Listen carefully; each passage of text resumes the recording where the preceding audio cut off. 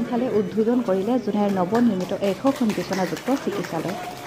অসম অৰুণাচল সীমান্তৰ জোনাইত প্ৰায় ৭৭ বছৰ পিছত বৰ্তমান জোনাইৰ সমজিলাত 22 কোটি টকীয়া ব্যয়েৰে নিৰ্মাণ কৰা 100খন বিচনাযুক্ত চিকিৎসালয়খন বৃহস্পতিবাৰে অসম চৰকাৰৰ স্বাস্থ্য পৰিয়াল কল্যাণ আদিৰ মন্ত্ৰী অশোক সিংখালে শুভ উদ্বোধন কৰে।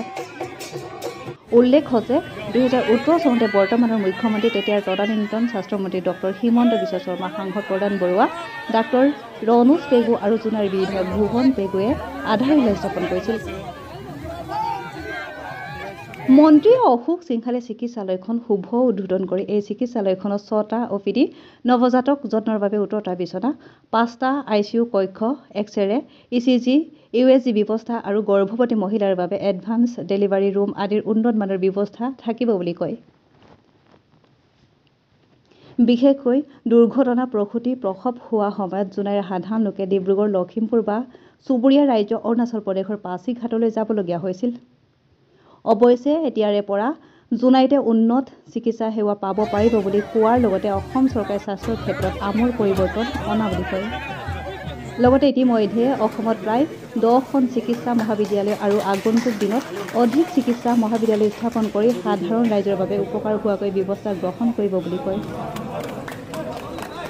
এই উদ্বোধনী অনুষ্ঠানত সাংসদ প্ৰদান বৰুৱা, বিধায়ক ভুৱন পেগু, MSCৰ মুখ্য কাৰ্যবাহী সদস্য বৰ্মানন্দ চাৰিঙীয়া, কেইবাজনো উচ্চপদস্থ চৰকাৰী বিষয়া আৰু সহস্ৰাধিক ৰাইজে উপস্থিত থাকে। যোৱাকালি আমাৰ কাৰণে এটা ডাঙৰ ঐতিহাসিক দিন আছিলে। আমাৰ জলসম্পদ বিভাগৰ মন্ত্ৰী জোনাই মহকুমাৰ কাৰণে কৈৰাম ঘাটৰ পৰা 3 মাইল ঘাট বেৰাচাপৰি হৈ চেঙাজানলৈকে এটা সময়ত আমাৰ মথাউৰি নাছিলে, খহনীয়াত আমি বিধ্বস্ত হৈ আছিলোঁ। যোৱা 3 বছৰত আমি 36 কোটি টকা খৰচ কৰি কৈৰাম ঘাটৰ পৰা বেৰাচাপৰিলৈকে মথাউৰি প্ৰটেকশ্যন ৱৰ্ক আমি কৰি পবা বচালো। কিন্তু আমাৰ 40 কিলোমিটাৰ মথাউৰি থাকি গ'ল বনাবলৈ। ভাৰত স্বাধীন হোৱাৰ পাছত 70 বছৰ মানে আমাৰ মথাউৰি নাছিলে। কিন্তু এইখন চৰকাৰৰ দিনত 3 বছৰত আমি 8 কিলোমিটাৰ মথাউৰি বনালো।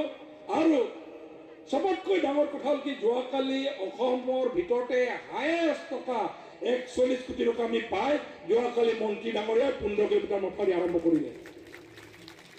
মাননীয় মুখ্যমন্ত্ৰী ডক্টৰ হিমন্ত বিশ্ব শৰ্মা যেতিয়া স্বাস্থ্যমন্ত্ৰী আছিলে তেখেতৰ হাতেৰে আধাৰশিলা হৈছিলে। আজি মই সৌভাগ্যৱান যে আমি এইটো শুভাৰম্ভ কৰিব পাৰিলোঁ। হস্পিটেলটো পূৰ্ণ হ'ল, ধুনীয়া এটা হস্পিটেল হৈছে, প্ৰত্যেক ধৰণৰ আন্তঃগাঁথনি ইয়াত আছে।